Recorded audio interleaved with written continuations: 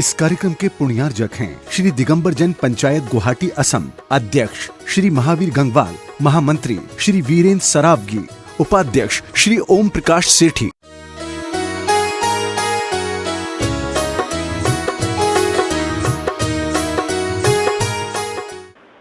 कहाँ गया तुम्हारा विवेक?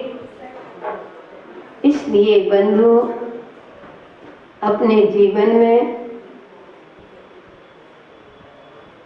बैठो,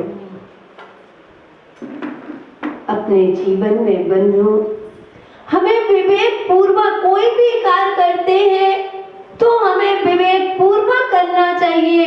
कभी भी मन में किसी भी प्रकार की शंका आदि नहीं करना चाहिए। जब तुम्हारी वैभैया वृत्ति हो सकती है, अगर आपके मन में डाउट है कि ऐसा हो सकता है, तो बंधु पहले से ही आपने भेदभाव कर लिया तो जीवन में क्या होगा?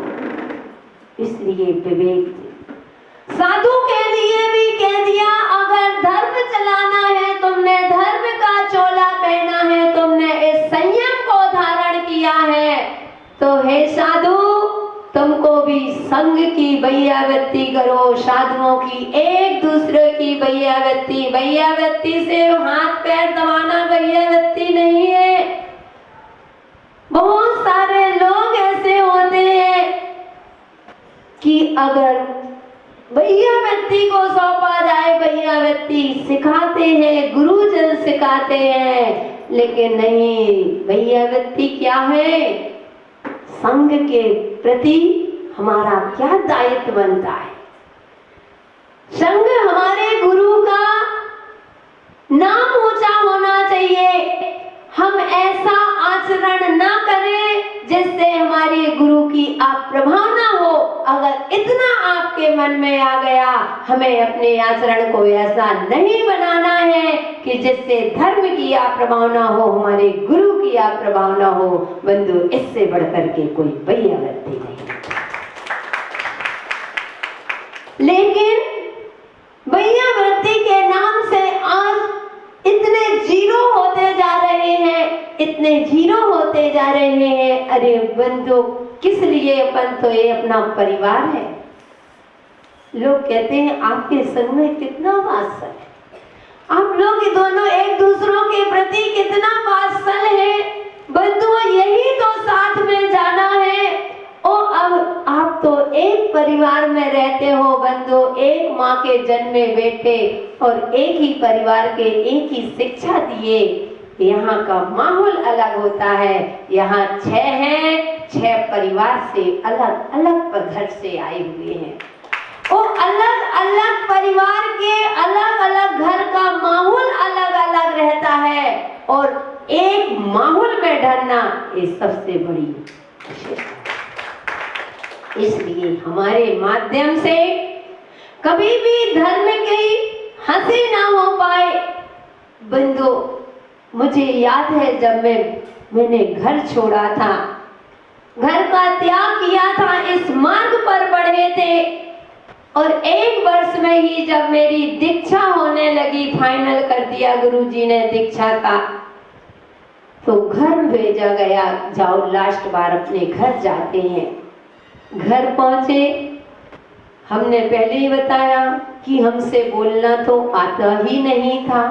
हम स्कूल में भी पढ़ते थे, सर लोग उत्तर पूछते थे तो हम कॉपी में लिख करके बताते थे। हम कभी मुंह से, हमसे डर लगता था, हमसे बोला नहीं जाता था।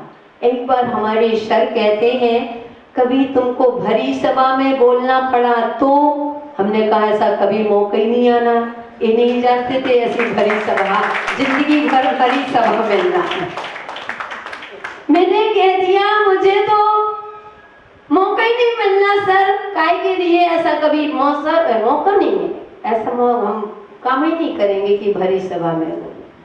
तो गुस्सा करते थे, बोलना पड़ेगा।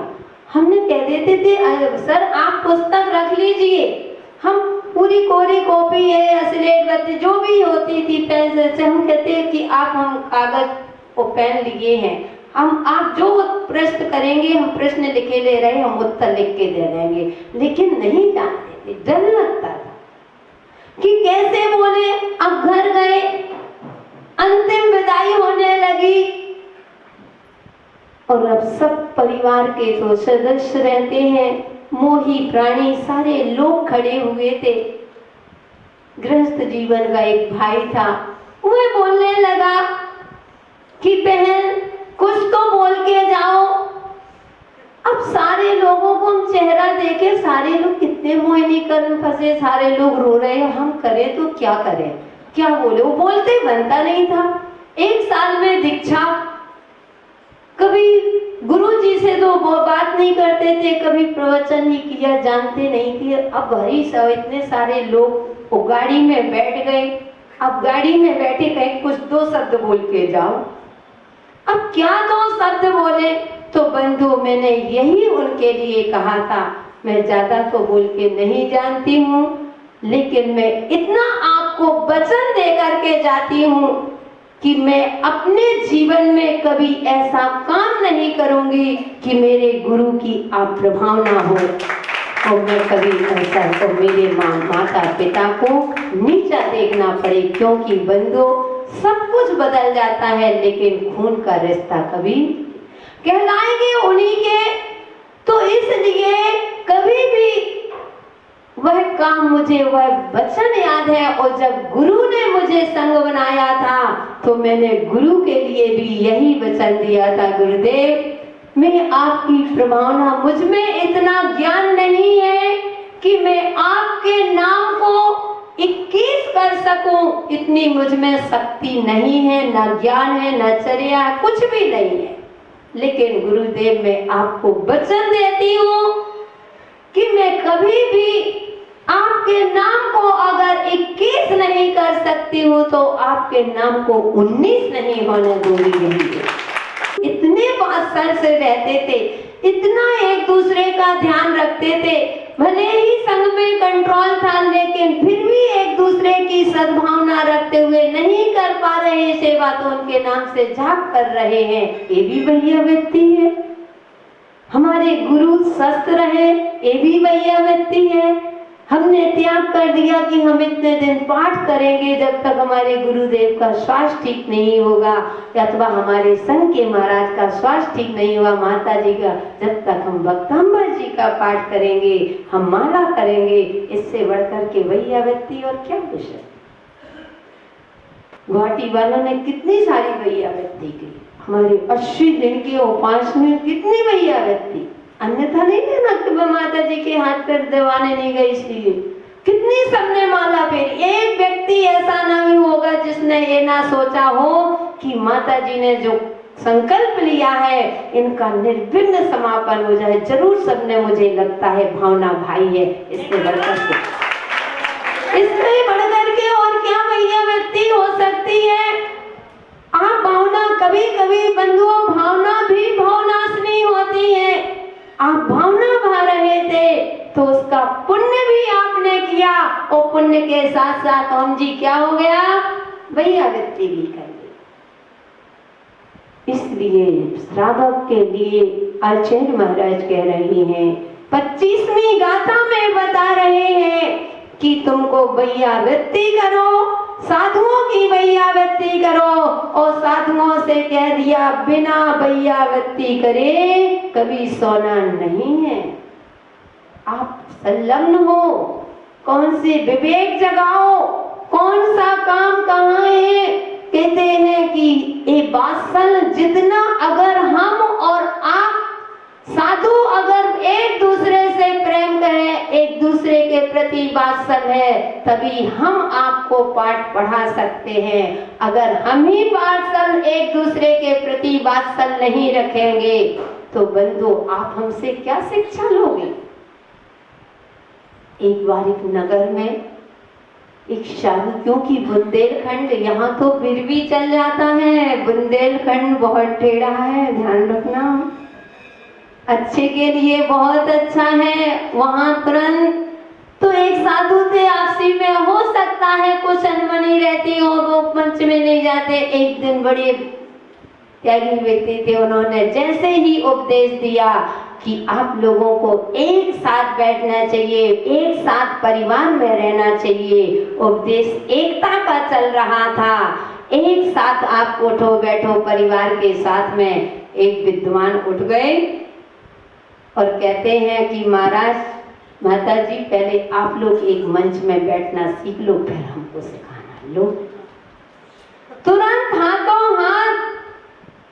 तो बंधुओं, जब हम आचरण में लाएंगे तभी आप आचरण में लाओगे। अगर हम उच्चारण से कहें वो हमारा आचरण अच्छा नहीं है तो आपके अंदर वह प्रभाव नहीं पड़ेगा। बड़नी जी से उस माँ ने कहा था, माँ बड़नी जी, मेरा बेटा गुड़ खाता है, इसको गुड़ का त्याग करा दीजिए। डॉक्टर ने कह के परेशान हो गए, लेकिन डॉक्टर की बात नहीं मानता, परिवार में किसी की भी बात नहीं मानता, चोरी से खाता है लेकिन गुड़ खाता है। बड़नी जी कहते हैं, माँ 2 दिन बाद आना। 2 दिन बाद वह माँ पहुंचती है और बच्चे को लेकर के जाती है। बच्चे ने जैसे ही बड़नी जी ने कहा कि बेटा गुड़ का त्याग कर दीजिए, उसको देर नहीं लगी, उस बच्चे ने जीवन पर्यंत के लिए गुड़ का त्याग कर दिया। वह माँ कहती है कि बड़नी जी, महाराज 2 दिन पहले क्यों नहीं, इतनी सी ही तो आपने बात कही है कि गुड़ का त्याग कर दो, 2 दिन पहले उसी दिन कह देते तो उन्होंने क्या कहा था। नहीं माँ, उस समय में गुड़ का, मैं स्वयं गुड़ खाता था, मेरा गुड़ का त्याग नहीं था। मैंने गुड़ का जिंदगी भर के लिए त्याग किया है। तब मैंने बच्चे से कहा है, क्योंकि उसका जब साधु उच्चारण से नहीं बोलते, साधु आचरण से बोलता है, जब जाकर के प्रभाव पड़ता है। अगर उच्चारण से बोलने लग जाए तो किसी को प्रभाव, आज इतने लोग ऋण सार ग्रंथ का कर रहे हो, कितने लोगों का आचरण सुधर रहा है, कितने लोगों ने संयम लिया, कितने लोगों ने नियम लिया। महावीर जी पाटनी ने सबको बताया से नियम लो, सब लोग तैयार हैं। किसका प्रभाव है? आचरण से बोलते हैं। पहले स्वयं पालन करते हैं तब करते, इसलिए पहले हम एक दूसरे की भैयावत्ती करेंगे, हम एक दूसरों की सेवा करेंगे, एक दूसरे की तकलीफ को समझेंगे। अगर हम एक दूसरे की तकलीफ को नहीं समझेंगे तो कैसे चलेगा बंधु। पिछले साल डिब्रूगढ़ में हम सभी माता जी को एक साथ कोरोना हो गया, एक साथ सभी को। सबसे पहले छिल्लिका सुचंदन श्री को हुआ, अब कोरोना था, अपन भी नहीं कह सकते कौन आएगा आहार कराने। फिर वहां एक पुजारी भैया थे, उनसे कह करके विद्याश्री माता जी भैया वृत्ति में, हमारे पूरे संघ में आज भैया वृत्ति में पहले नंबर पर लिस्ट में नाम आता है। तो भैया वृत्ति उन्होंने कहा हम जा रहे हैं, हम कराएंगे, कोई बात नहीं माता जी हम कराएंगे। उस जैसे ही उन्होंने कराया, उनको कोरोना पकड़ लिया, उनने एक दूसरे हमको छुआ, हमको सारे लोगों को कोरोना। अब कहते हैं कि अपने अपने अलग अलग कमरे में रहो, इतना स्वास्थ्य खराब, 104-5 डिग्री बुखार, लेकिन कहते हैं छूना नहीं। मैंने कहा जो होना होगा होंगे, हम एक दूसरे की सेवा करेंगे। अगर ऐसे में कहीं कोई ऊपर चला जाए, किसी की जान निकल जाए, किसी की असमाधि ऐसे में बिगड़ जाए तो नहीं, जिसको जाना आयु होगी तो बचेंगे, और नहीं होगी तो समाधि करेंगे। लेकिन हम लोग एक दूसरे की भरपूर भैयावत्ती करी, आहार कराया, उनने हमारे सिर में पट्टी रखी, हम थोड़ा सा हमारा बुखार ठीक हुआ, हमने उनको एक पट्टी पानी की रखी, एक दूसरे की इतनी सेवा करी, और 15-10 दिन के अंदर पूरा संग ओके हो गया, कोई परेशानी नहीं। भैयावत्ती का प्रभाव ऐसे, भैयावत्ती थोड़ी, इसको कहते हैं भैयावत्ती।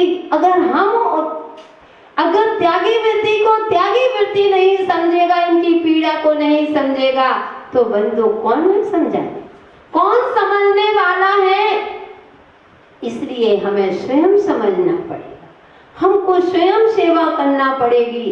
तो बंधु इसलिए हमारा संघ में भैया व्यक्ति प्रधान धर्म होता है। आगम कहता है, यही आचार्य महाराज कह रहे हैं, कुंद स्वामी कह रहे हैं कि भैया व्यक्ति करना प्रधान धर्म है और श्रावक का नहीं, दोनों का है। क्योंकि रेणसार ग्रंथ में किसका वर्णन है? साधु और श्रावक का, दोनों का वर्णन है। इसलिए भक्तात्माओं, हम सभी ने यह 25वीं गाथा तक यहाँ देख चुके थे। आचार्य महाराज क्या कह रहे थे? गर्भ स्थित शिशु का पालन करते माता पिता परिजन, गर्भ स्थित शिशु का पालन करते माता पिता परिजन, आलस तज मुनि राजों की सेवा करते श्रावक जन, आलस तज मुनि राजों की सेवा करते श्रावक जन, मुनि वैया वृत्ति ओहो मुनि वैया वृत्ति भो सिंधु तिराए रे, रयण सार चारित्र प्रधान ग्रंथ कहाए रे, रयण सार चारित्र प्रधान ग्रंथ कहाए रे, साधु श्रावक की ओहो साधु श्रावक की संहिता दिखलाए रे, रयण सार चारित्र प्रधान ग्रंथ कहाए रे, रयण सार चारित्र प्रधान। तो बंधु, साधु और श्रावक का इसमें वर्णन है। अभी तक तो श्रावकों का वर्णन चल रहा था, अब आगे से और देखेंगे कि कौन सी गाथा से अपन को कैसे वो करना है, इसकी चर्चा फिर करेंगे। समय अपना पूरा हुआ। जय बोले महावीर भगवान की।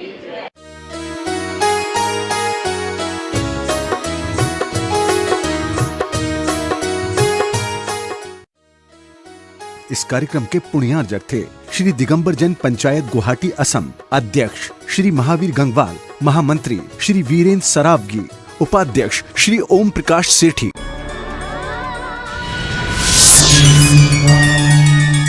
राजस्थान की धर्मधरा मदनगंज किशनगढ़ में बहेगी भक्ति की बयार, जब परम पूज्य आचार्य श्री 108 शांति सागर जी महामुनिराज की परंपरा के पंचम पट्टाचार्य परम पूज्य वात्सल्यवादी आचार्य श्री वर्धमान सागर जी महाराज के पावन सानिध्य में आयोजित होगा नवनिर्मित श्री शांतिनाथ दिगंबर जैन मंदिर एवं श्री चंद्रप्रभ दिगंबर जैन मंदिर का श्रीमद जिनेन्द्र पंच कल्याणक प्रतिष्ठा महोत्सव। श्री मुनि सुव्रतनाथ दिगंबर जैन पंचायत के तत्वावधान में 22 से 27 जनवरी 2023 तक चलने वाले इस महोत्सव में 24 जनवरी 2023 को सुमेरु पर्वत पर होगा 1008 कलशों से प्रभु का जन्माभिषेक। तो आप भी इस महाप्रतिष्ठा महोत्सव में कलशकर्ता बन करें सातिशय पुण्यों का अर्जन। संपर्क सूत्र चेतन प्रकाश पांड्या 9829